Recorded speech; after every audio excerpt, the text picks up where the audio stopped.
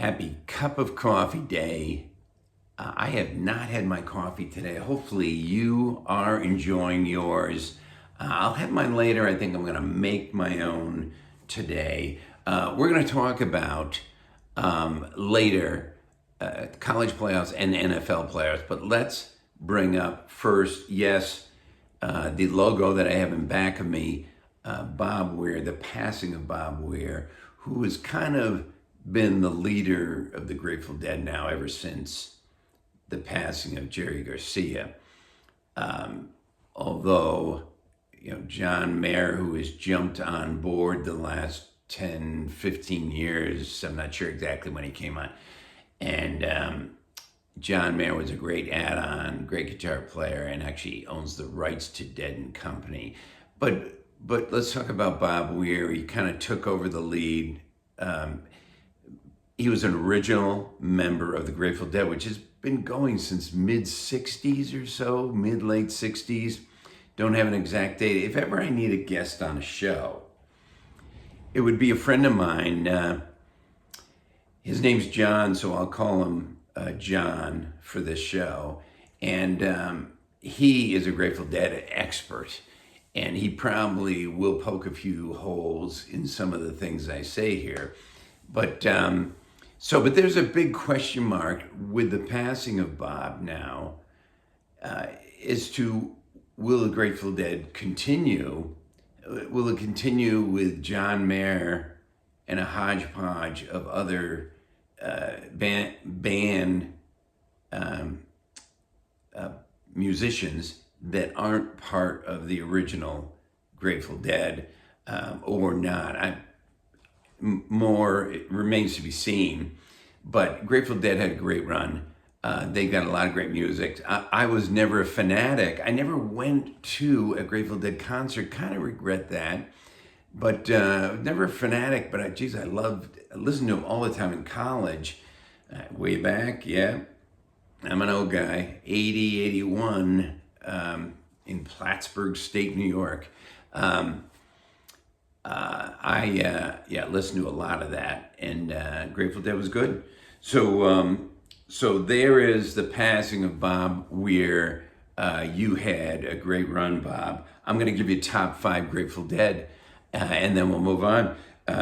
Sugar Magnolia is my number 1, just outstanding. And if you haven't listened to any of these songs, you gotta, or if you have, pull them up, YouTube, Apple Music, whatever, Spotify, listen to some Grateful Dead today. So Sugar Magnolia, number 1, Truckin', number 2, and then 3, 4, and 5, it's a toss, but they're in the 5. So Uncle John's Band, Touch of Grey, you younger people listening, you got to at least know Touch of Grey, and then Terrapin Station, and that is kind of sneaky good. I think John pointed that out to me, and I do agree. Terrapin Station, really good. All right, so here we go. College playoffs. Let's talk about them. I told you it was going to be Ole Miss against Indiana. I'll tell it like it is. I had Ole Miss beating Miami. They didn't. You see how close the game was. And what was Ole Miss missing? They were missing their best player, or if not, at least their best running back in all of the second half and some of the second quarter. Lacey, who was definitely by far their star running back, and he went for like an 80-yard touchdown run and kind of pulled his hamstring on the play. He tried to come back in the second half, but he wasn't the same.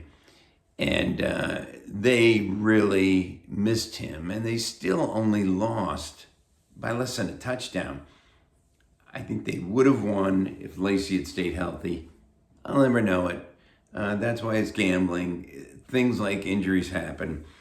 But so then there's Indiana. They right from the start, pretty much. They just dominated. They don't make mistakes. They have a mission. Their mission is to win the national championship. That coach is just tremendous. Indiana will take care of business, as I predicted even last week, that they will win it all and they will cover the spreads. 8.5 is a lot, but in college, not as much. And again, Indiana is not going to take the foot off the gas pedal. They are going to load up the score and win convincingly. Okay, let's talk about the NFL. NFL, again, if you remember, my picks are Rams and the Patriots in the Super Bowl. Rams struggled. I was very surprised that they struggled against Carolina. It does have me a little concerned. I thought the Rams defense was better than that. Not so much. Patriots won convincingly.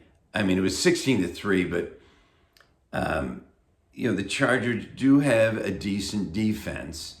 I did think the Patriots would put some more points on the board, but they played their game, and they won. They convincingly won. So the team that actually worries me a little bit now is Seattle. Seattle is now they got San Francisco, but they're home. They've had the bye. They're strong. I think Seattle or the Rams, it's going to be the team I think that comes out of the NFC into the Super Bowl. So I'll still stay with my pick originally, the Rams, but a little worried about Seattle. No concern really about the Patriots, although Houston, they looked really good against Pittsburgh. But keep in mind, it is Pittsburgh. Pittsburgh just squeaked into the playoffs. They had a 42-year-old quarterback running around, not helping out the offense really at all. Take the Patriots still over Houston this week. So that is it for me. Enjoy your day, enjoy your coffee, and enjoy your football this weekend. Let's go.